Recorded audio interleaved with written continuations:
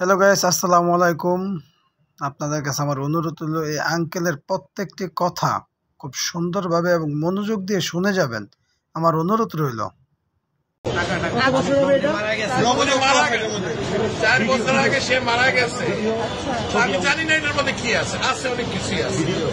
কি আছে আমি জানি, এটা আমি দিয়ে গেলাম।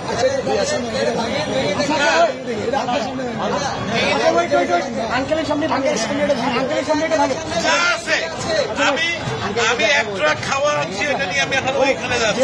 আন্টি মারা গেছে না, আমার মা মারা গেছে। এটা তো বহুমূল্যবান, মানে আমার কাছে এটা অনেক মূল্যবান। আপনি কি চান থাকে অনেক মূল্যবান। আপনি কি চান আপনার সামনে আমরা এটা ভাঙবো? আপনি দেখতে চান? যদি চান, আচ্ছা আপনি চাই, আপনি যদি চান, আপনি চান, আচ্ছা আচ্ছা ইয়ে আছে আপনি শুধু মাথা আস্তে আস্তে আস্তে আস্তে বাচ্চারা দেয় সাইকেলের পয়সা আনতে, আমি বুড়া মানুষ, আমার বয়স কিন্তু 65। আপনি চান তো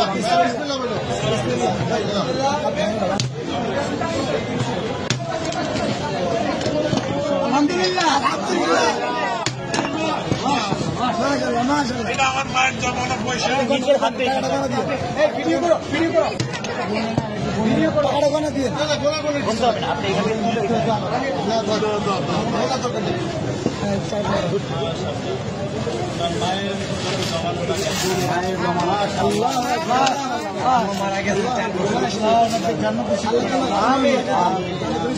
জন্য দোয়া করবেন, এটা আমার বড় ভাই।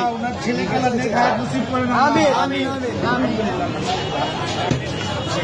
তোমরাই তাকে সদ্ব্যবহার করবে, এই আশা আমি আছি। ইনশাআল্লাহ আমাদের জন্য দোয়া করবেন। নিশ্চয়ই। আল্লাহ আপনার ভাই, এই আঙ্কেল যদি ওনার মায়ের স্বপ্নটাকে এই জায়গায় দিতে পারে, তাহলে আমরাও তো মানুষ। আমরা কেন পারবো না? আমরা কেন পারবো না এরকম অসহায় মানুষের পাশে দাঁড়াতে? ওদের কাছে আমার বিনীত অনুরোধ রইল, আমরাও অসহায় মানুষদের পাশে দাঁড়াতে চাই। তো আমার একা পক্ষে সম্ভব না কিছু করা। আমার সাথে আরও কিছু লোক আছে, আমি তাদের পরামর্শ চাই।